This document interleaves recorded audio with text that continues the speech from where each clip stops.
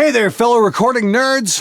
So earlier today, I made a guest appearance on the Joey Sturgis Forum podcast. Now, before you guys start freaking out, yes, I still love live drums, and auto-tune does indeed suck giant hairy donkey balls. However, Joey and his friends are guys I've known online for quite some time now, and they are all accomplished engineers. These guys work very hard at what they do. And one subject that came up that we can all agree on was about recording guitar. We were critiquing a few mixes, and one of them had some real issues with the guitar sound. And that's when we all discussed what could be the cause of the issue. And the sentiments were universal. I think it was A.L. Levi who brought up the subject of a checklist. These are lessons we've all learned the hard way. So for you young guys just getting into recording, I present to you the Guitar Player's Home Recording Checklist.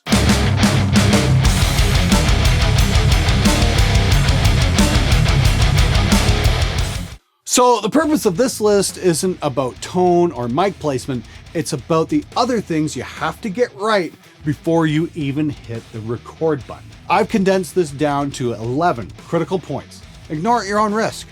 Number 1, is the guitar in recording shape? Your guitar has to be able to get a signal to the amp, preferably in tune. If you've got a badly intonated guitar or one that won't stay in tune, a bad cable jack, or a bad volume knob, these issues can cause you some real serious grief down the road. Number 2, are your strings good? You've seen my clear tone demos for both bass and guitar. You might like older strings on your guitar, that's fine. Make sure they can hold their tuning. Bass strings should be fresh, especially for heavy metal. Number 3, do the cables work? A short in a cable can really ruin your day. Make sure your cables can carry a signal. Do not mess around with something jury-rigged. Your playing is too important to chance it on shitty cables. Number 4, have the batteries been replaced? If you've got active pickups, make sure you've got a fresh battery. Or at the very least, the one that's in your guitar still has a charge. Dollar stores sell dirt cheap 9 volts and they work great for this application. Same thing goes for any pedals you're using. Fresh batteries. Number 5, do you have a direct box? This should be standard procedure these days.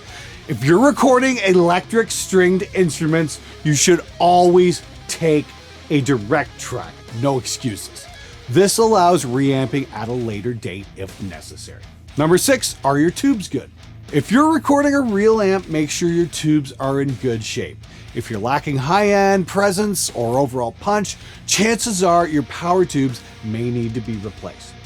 And you should periodically check your preamp tubes by tapping a pencil eraser against a powered on amp's preamp tubes. If you hear a high-pitched whistling, you probably need to replace that preamp tube. Please exercise extreme caution when doing this. Don't electrocute yourself. If you're unsure, take your amp to a professional. Number 7, are your levels set correctly? This is recording 101. If your signal is going into the red, that's a bad thing. Same if it's barely registering on the record meter. The trick is to get the meter to peak out around -6 dB. That leaves plenty of headroom for unintentional peaks, but it still is a hot enough signal so as not to lose resolution. Number 8, 24-bit, 44.1 kilohertz. Make sure you're set to 24-bit recording with a sample rate of 44.1 kilohertz.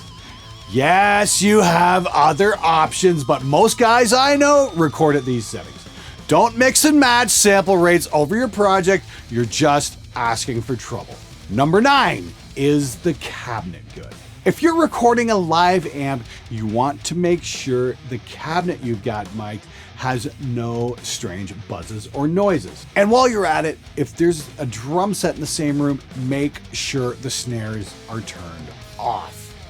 I've got burned on this numerous times. There's nothing like nailing a great take and hearing snares buzzing away while the guitar sustains on a long note. Number 10, is the mic good? Make sure your microphone doesn't have a blown capsule and the mic cable can carry the signal to your preamp.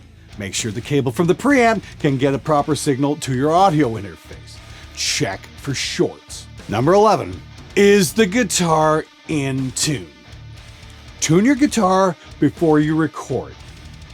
Every single take. There are some great apps out there for guitar tuners.